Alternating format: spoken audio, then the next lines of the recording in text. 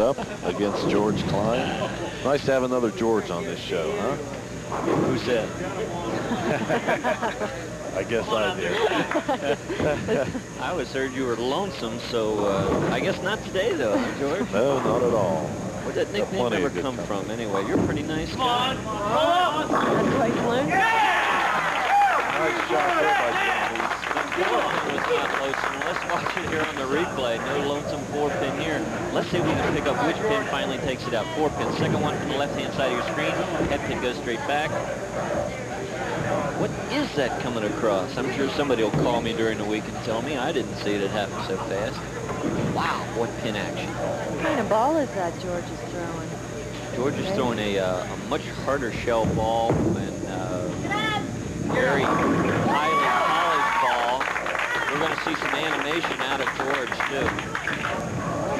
He is an animated player. Let's watch it here. Look at it. He likes the reaction. The ball churns over good. Head pin to the wall, comes across, does its job. And he likes it. So he answered the call here in the opening frame with a strike of his own to match Glen Meece. So we may be on to something good here. And George, of course, did a lot of that striking in qualifying. Shot a fine score of 776. He's up now in the second frame.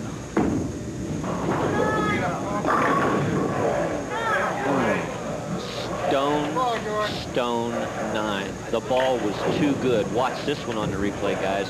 You're supposed to have a little deflection at the pocket.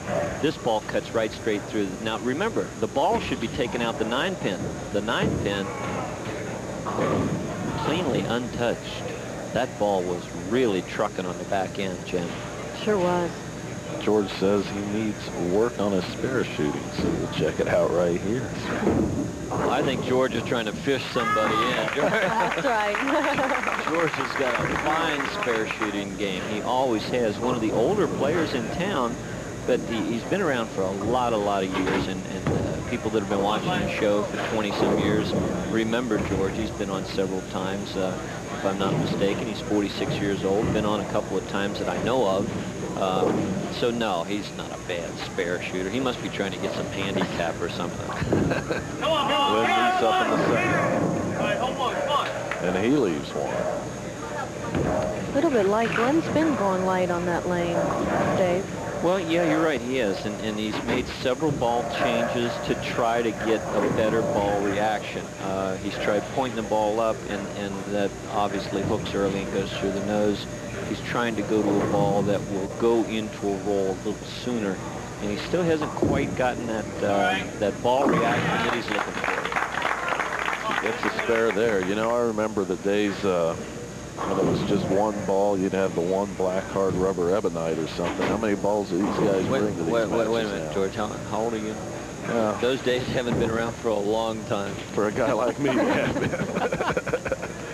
No, nowadays, typically the better bowler will walk into an establishment with 3 or 4 pieces of equipment, and if you go out of town to a place you've never been to before, as many as 6. He's got this ball working here. Left lane, Glen Meece is tuned in. Stone 10 in the pit. Watch it, Glen Meece. Look at the look on his face. Is that determination? God, he bites his lip when he throws that ball. Does he like it? Does he like it? I know I'd like it. Excellent, excellent shot. 14K. That was a golden shot, wasn't it? Yes, it was. We had a winner on the golden ball shot here today. Scott Pfeiffer with 10 in the pit. He'll split 400 with Charles Griffin. And here's George Cline answering the call. Look at that smile. What do you think that smile's about? You think that's kind of a little schmirk? Like, hey, yeah, I got this one. Yeah, that's right. I'm not going to argue with the man. He lists one of his hobbies as weightlifting. So I'm not going to argue with this dude. I don't care what he presses, George. He's going to have to at least get a few veins popping out to lift you up. You got that right. He's got to catch me first, but one of his other hobbies is jogging, so I guess he's got me there too. Me, he can do wrist curls with. He's going to hit the fully bench press. Thank you. He leaves the What 7-pin and a little wiggle there. What a bad break. It's a great shot, but a little deflection. Remember, it should deflect a little. Watch it on the replay. The 5-pin is in your center of your screen, but the second one back, he likes it. He likes it. The ball takes it out, but it actually goes right at the 7, and at the last minute, the head pin coming off the wall hits the neck of it and deflects the bottom of the 5 away from the 7. Bad break for George Cline. This is absolutely the last week for you ladies to get in your entries to the city championship tournament. And that will be held at Princeton Bowl. Entries close February the 23rd, so this goes in. Well, he hit that one right on the nose, so maybe he was sandbagging us a little bit on this spare shooting business. I don't buy that for a minute. So we're going to Sports Fest 1990 coming February 23rd through the 25th at Cincinnati Convention Center. I want to sound like that guy that really does these fast commercials, you know? That goes Sunday. Sunday. Roads in action. You want to visit the BPA booth at the Sports Fest 1990. Jen and I will be there. And don't let that discourage you. There'll be some other nice people there, too. But we'll tell you a little bit more about the bad shot. One of the worst shots you're ever going to see out of Glen Meece. And he's saying himself, what happened? He started turning this ball before it's off his hand. Boom, elbow flies way out. You know it. Very rarely will you see a caliber of Glen Meece's potential to throw a shot that bad, but the big cranker, if he doesn't clear the thumb quick enough, all that power's got to go someplace, and it was definitely misdirected. I can speak from experience that it's very embarrassing to do, missing the head pin to the left. Yeah, all through 4, we're all tied up. What do we see here? Demonstrations, exhibits, local national sports experts. Obviously, they're not talking about me. Yes. But it's all coming up at Sport Fest. Yeah, it is. Dressed to participate. If you get an old Reds uniform down at the station, I Possibly. can Stone 9. George Cline left one. Why not give it to the competitor, too? Left lane, Glen Meece throws the maximum shot. Great recovery after a bad one. Watch this ball go to the left. Boom. Identical to George Cline. Of course, waiting on the winner of this one, our 3-time king, Mr. Jim Beckler. Mounting up that cash. Yes, he is. Glen Meece here in the 5th. Holds the spare. Who will go on to meet our current king?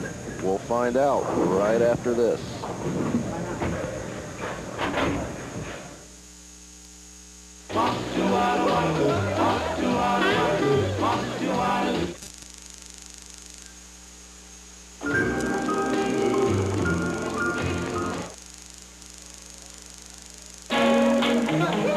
Baby back, dressed in black.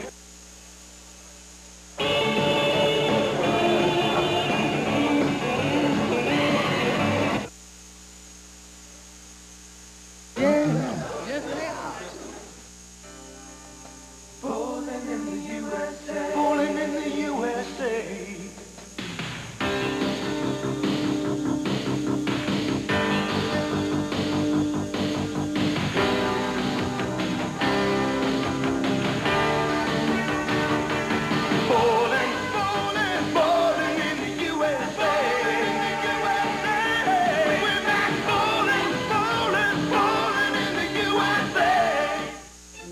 High above the blue chip city's 7 Hills lies one of the West's favorite entertainment centers, Western Bowl, where in January, the Honkey Classic began another year of competitive tournament bowling. Since 1975, over $1 million in prize money has been awarded each year to men and women bowlers. Additional early bird prizes are paid to winners during the first 6 weeks of the Honkey Classic, the world's largest handicap tournament. Share in the excitement. Western Bowl on Glenway Avenue, Western Hills. I just love the smell of spring in the hair. The new Ford pickups. Yep, you need yourself a truck. Like a Ranger F, $69.90 or $99 per month. F-150, $99.90 or $159 per month. Buy for less. Now at Toyota Town, you can own a new 1990 Corolla with all this equipment for $89.90 or $158 a month. And we guarantee we'll give you the most for your trade. We're open nightly and Sunday, 5th Street, Covington. Toyota Town. We're back with match number 2. George Cline up in the 5th frame, working on a spare. Close match between George Cline and Glen Meece. Very, very close match here. 1 pin. You're How's looking, that? you're looking at 1 stick if George strikes, and that gives him the advantage, of course. George a little confused as to which lane he was supposed to bowl on. He's got it all straightened out now. And of course, should he bowl on the wrong lane, that frame would be deleted, and he would go and correct it on the proper lane. Thank you, Jen. He doesn't want to correct that one. George Cline throws an excellent, excellent shot right there. Takes a 1-pin advantage over Glen Meece, and more importantly, the advantage of the strike over Glen actually increases that by 10 more. So, not technically an 11-pin lead, but could very easily be an 11-pin lead. He's a postal clerk, so if you know him, get to him those 25-cent stamps, because I understand they're going up. No, Wow. no, George, you don't understand. Just because you have them, that doesn't mean you can use them, even though the rate goes up. Well, you just tell the guy you didn't know, you know, and just hope it. I've tried all those. Yeah, you've tried all those excuses, right? There's a double for George Cline. Really, really putting pressure on Glen Meece. George Cline throws a shot. He trusts it. Here we go. Watch it. He lets this ball out wide. You bet he spins it a little bit, delays the roll, head pin to the wall, comes off, does the action on the 4-pin instead of cutting through sharply and leaving the stone 9 as he did 2 frames ago. He trusts that when it goes with a light mixer. Glen Meece needs to do the same. Gets a great break on the 7-pin going out late. Now, for the viewers at home, as long as the rack coming down does not physically touch the pin, regardless of how late it falls, it's counted as a downed player. So they'll have 3 to gun at now instead of the 4 that were standing. The 3-6-10. Uh-oh. Easier to shoot, but he's losing the composure just a wee bit out there right now after having a very, very bad shot on the right lane in the previous setup, going through the heart again, and then missing what is normally a fairly easy spare for Glen Meece. Needs to, at this point, throw X's on the sheet. There's one of them. He needed to regroup right there. Got to trust that power. Now watch the 10-pin. 10-pin is the only one I want you to watch. Right-hand side of your screen. 6-pin's going to do the damage, go to the gutter. Now it's going to hit it twice. Boom, boom. Did a little dance there, didn't it? That's right. Little karate kid on you. As you can see, Glen Meece in a lot of trouble in the 6th frame. George Cline could really, really put the hammer down on Glen Meece if he strikes her in the 7th frame. Big ball for George Cline.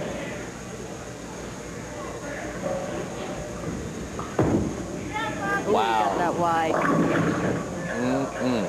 An errant shot. George Cline going with an extremely wide shot for the line he's been playing. Let's take a look at it here. You can see he's been playing it right around the 8th, maybe out to the 5th. Now this ball goes all the way out to the 2nd board, ladies and gentlemen. Hooks back very sharply, takes the head pin straight back. The 4, 7, 9. Yeah, Not an easy spare. He had to think for a second he might lose that one altogether, which with this setup he probably wishes he did. Takes 2 of them. You know, this spare shooting line here cracks me up because the ordinary player would take the 4-7 straight back, hope to go for the 2 pins, and then go on with your match. George was smart enough to play it light. Hopefully the ball and the 7-pin would mix together and kick the 4-pin back over across the lane. That would be the way to make it, I think, if you were going to make it, don't you think? I don't think that was an No? accident, Jen. Oh, no, definitely not. I think he is looking for strokes. Absolutely. In his spare game. Well, he has opened the door. Glen Meece can climb right back into this thing. You can see that time he did not go with the big swing on the ball. Kept the ball in tight. Good shot for George Cline. Big strike here in the 8th frame. So George after a horrendous 7th frame, recovers and maybe takes a little bit of the heat off of him. Kathy Broxman runs the tournament here, executive director of the BPA, Bowling Proprietors Association, which is so proud to bring you the show for many years. One of her prime people, Betty, sitting right there with her couple of kids. Golly, are they cute. Betty Volkley, she's doing a lot of work inside of the office, a lot of work behind the scenes, and those people get very little credit. Glen Meece needs to make a good shot on the right wing. And he did. He certainly did. Very good time for that strike. Take a look at it here if we can, guys. This is it. His back is up against the wall. He's got to throw strikes, and he throws one of the best shots of the match. There ain't nothing to talk about there. And that was a lane he'd had trouble on before, but he solved it right there. 19 years old. 19 years old. Your back's against the wall. It's your second time on television, and you throw a shot that good. That tells me that this guy is going to be a thoroughbred. He's up now in the 9th and has a chance to tie this match with a strike. He's done it. Oh, the reaction tells you how much he wants to win. Take a look at this one. We'll watch the ball, then we'll watch Glen Meece watch the pins. He went with a torque, and more torque. Head pin to the wall. Look at him. Glenn, did you like it? Yeah. Awesome. Intimidation. Not going to intimidate George Cline, though, because he's been around for a long time. He's seen players come and go. He's going to go out and do his job. And you know what? I bet this ball doesn't go out past about the 5th board. I'm not going to make the same mistake twice.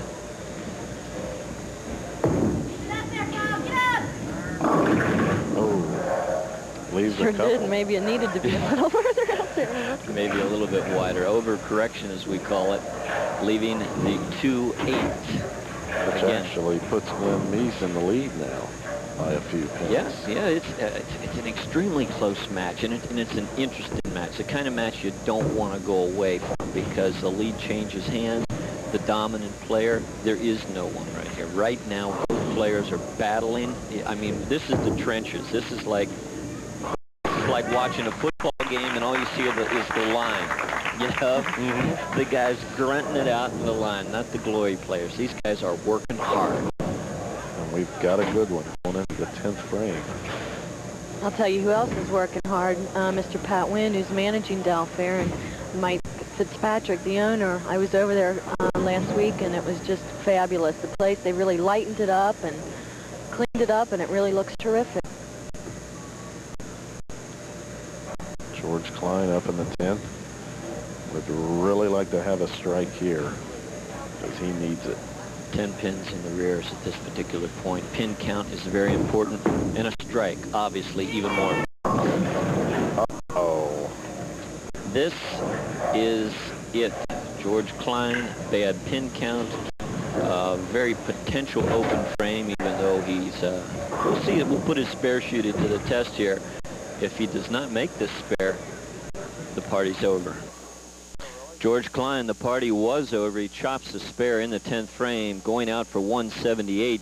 Glen Meece is our winner in game number 2, 204 to 178. Game number 3 coming right up.